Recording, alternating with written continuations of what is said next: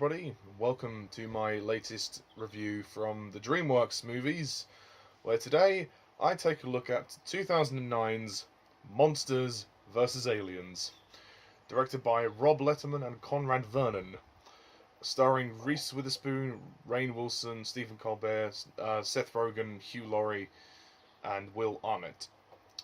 So, Monsters vs. Aliens, before we begin, I just want to say hello to Bob.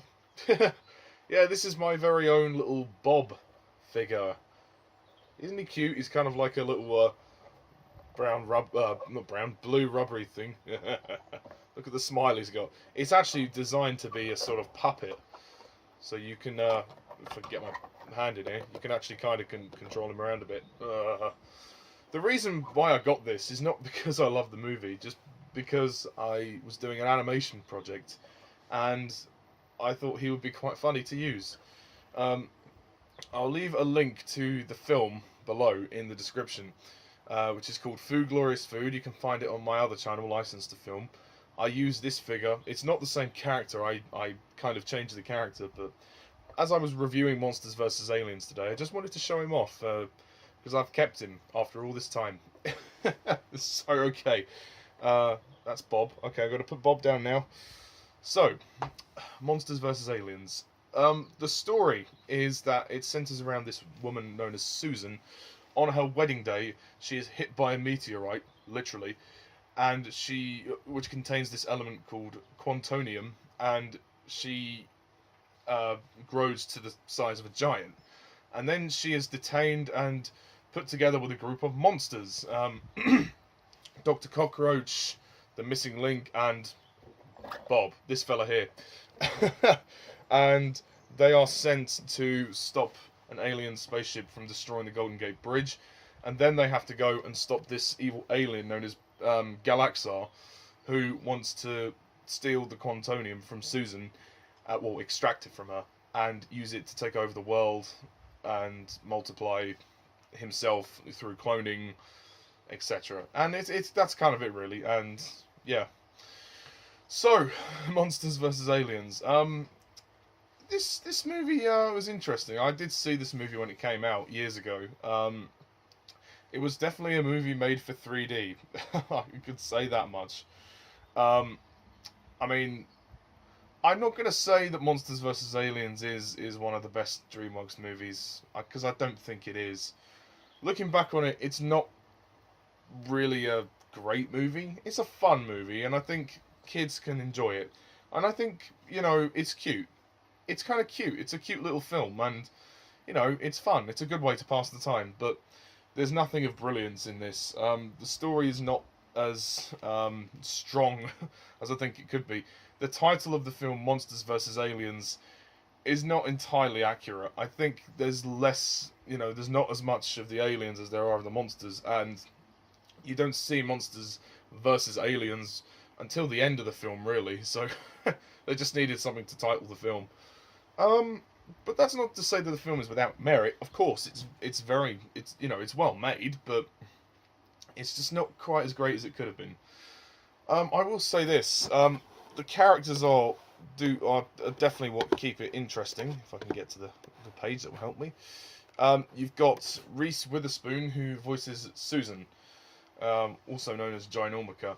She's very good. I like her character, even though her story is kind of, I don't say cliche, but in terms of her, her jerk-ass boyfriend, Derek, the relationship troubles, you just don't really care about that.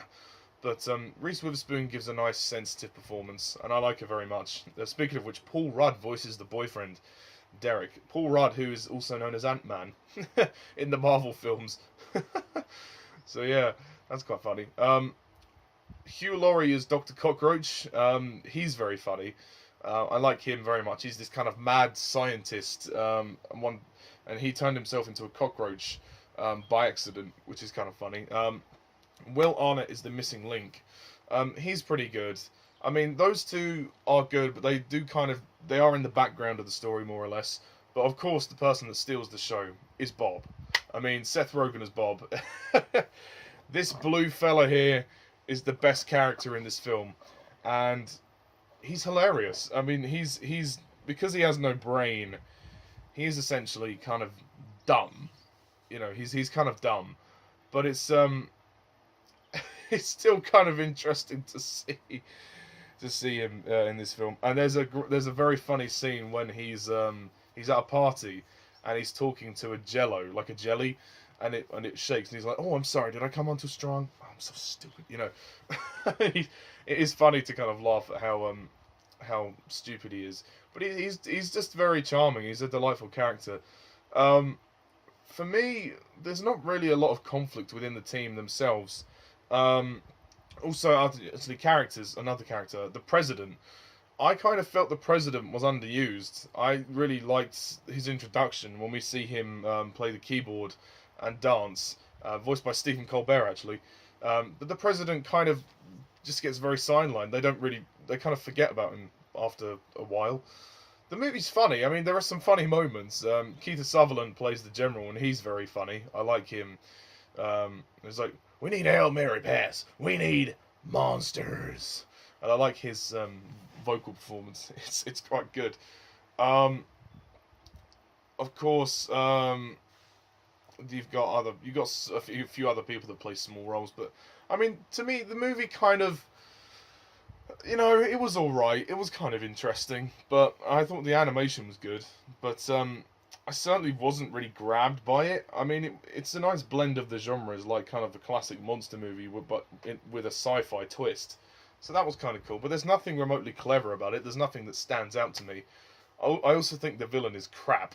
Galaxar is a terrible villain. It's not the performance. It's the fact that his character is underutilized. And his whole plan to take over the world through cloning and with use of the quantonium is a little bit convoluted, and just a tad bit convoluted. It's like, why would you do that? Yeah, it just doesn't interest me whatsoever. But I mean, this movie's entertaining. There are some good action sequences. The sequence for the Golden Gate Bridge is interesting. I like that one very much. And then the climax of the film is entertaining and it's very fun. But to me, the movie kind of loses me halfway through. It starts to drag. I just kind of get a little bit bored watching some of the scenes. Bob keeps it interesting. I'll give it that. But yeah, I don't think it was really. I mean, it was interesting the way the film started out with Susan's wedding and then her turning big and everything. But this is a very forgettable movie. It's not bad. It's certainly passable, but there's just nothing that stands out about it. It's just kind of nothing. It's very forgettable. Other than Bob, nothing really stands out about it. I do think the voice cast do a good job, and I do think the animation is good for 2009. But I just kind of wanted the film to be a bit more inventive, take a bit more risks, be a bit more dramatic. There's not much drama other than Susan's relationship drama, which I didn't really care about with the boyfriend. And the character of her boyfriend is such a dick. I mean, he's such a selfish prick. All he cares about is his shows, because he's a host. He's like a TV presenter, or he's like a he's a TV weatherman or something, and he's getting all these job offers and stuff, and he just doesn't really care about her, and he is a selfish dick, as well. Yeah, I don't like his character very much. Also, you've got cameos from John Krasinski and Renee Zellweger, which I didn't even realise until I'm looking at this list. And Amy Poehler voices the computer, which is kind of good. There are some. I mean, the movie's funny. It's funny and it's breezy. It's entertaining, but it's not a classic. Definitely one of the weaker Dreamworks movies. I mean, B-movie was at least, had at least got some interesting ideas. I don't think this one does. So, yeah, and also the music score is dull, unmemorable. Can't hum it, can't remember it. Doesn't really do it for me. But, it has some interesting characters. It's kind of cute, and I think it would keep kids entertained for 90 minutes, but it's not one that I would ever rush back to be perfectly honest. So, yeah, I'm probably going to score this film 6 out of 10. She came from planet Black.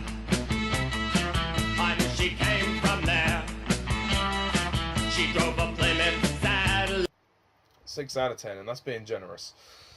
So, yeah, that's my review of Monsters vs. Aliens. Goodbye from me and Bob. And please let me know what you thought down below. And stay tuned for more Dreamworks reviews. So, bye for now. Until then, thank you all for watching. And as always, I'm Mr. TARDIS11. See ya.